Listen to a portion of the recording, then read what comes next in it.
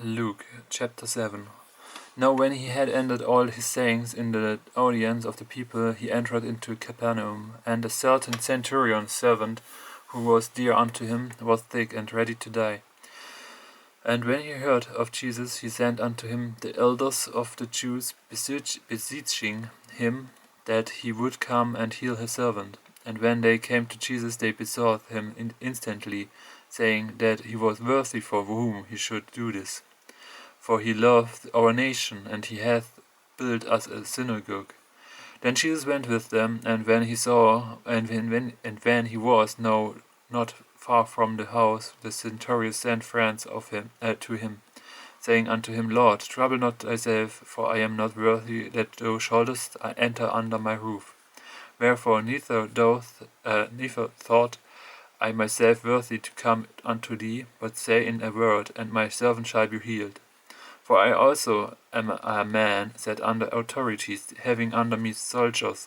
And I say unto one, Go, and he goeth, and to another, Come, and he cometh, and to my servant, Do this, and he doth it. When Jesus heard these things, he marveled at him, and turned him about, and said unto the people that followed him, I say unto you, I have not found so great faith, no, not in Israel. And they that were sent, returning to the house, found the servant well that had been sick. And it came to pass the day after that he went into a city called Nain, and many of his disciples went with him, and much people. Now when he came nigh to the gate of the city, behold, there was a dead man carried out, the only son of his mother. And she was a widow, and much people of the city was with her. And when the Lord saw her, he had compassion on her, and said unto her, Weep not. And he came and touched the bier, and they that bare him stood still. And he said, Young man, I say unto thee, arise. And he that was dead sat up and began to speak. And he delivered him to his mother. And there came a fear on all, and they glorified God, saying that a great prophet is risen up among us, and that God hath visited his people. And this rumor of him went forth throughout all Judea and throughout all the region round about. And the disciples of John shewed him of all these things. And John calling unto him 2 of his disciples sent them to Jesus, saying, Art thou he that should come, or look we for another? When the men were come unto him, they said, John Baptist hath sent us unto thee, saying, Art thou he that should come, or look we for another? And in that same hour he cured many of their infirmities and plagues, and of evil spirits, and unto many that were blind he gave sight. Then Jesus answering said unto them, Go your way, and tell John what things ye have seen and heard, how that the blind see, the lame walk, the lepers are cleansed, the deaf hear, the dead are raised, to the poor the gospel is preached. And blessed is he whosoever shall not be offended in me.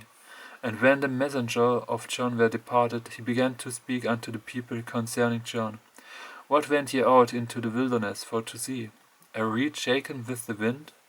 But what went ye out for to see? A man clothed in soft raiment? Behold, they which are gorgeously apparelled and live delicately are in king's courts. But what went ye out for to see? A prophet? Yea, I say unto you, and much more than a prophet. This is he of whom it is written, Behold, I send my messenger before thy face, which shall prepare thy way before thee. For I say unto you, among those that are born of woman, there is not a greater prophet than John the Baptist. But he that is least in the kingdom of God is greater than he.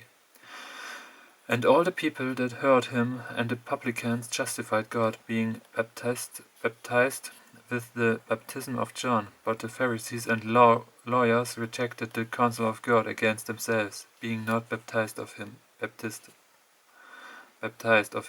And the Lord said, Whereunto then shall I liken the men of this generation, and to what are they like?